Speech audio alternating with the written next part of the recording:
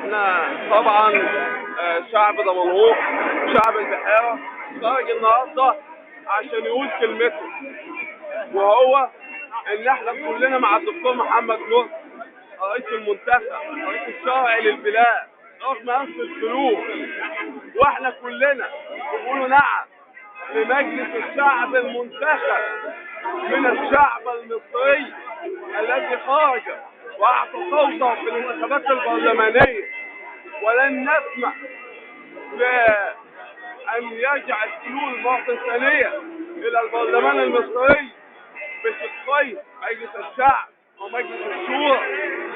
كلنا نقول نعم لمجلس الشعب المصري، وكلنا نعترض على الحكم الجائر ببطلان مجلس الشعب وعدم دستوريته. فهل من المعقول أن يحل المجلس العسكري الغير شرعي المجلس الشرعي؟ فهذا لا يجوز طبعا، وهذا لا يصح بأي دليل من الأدلة. فنحن قد نزلنا إلى ميدان الساعة في مدينة دمنهور حتى نقول نعم للبرلمان المصري ونعم للدكتور محمد مرسي رئيس المنتخب من الشعب المصري.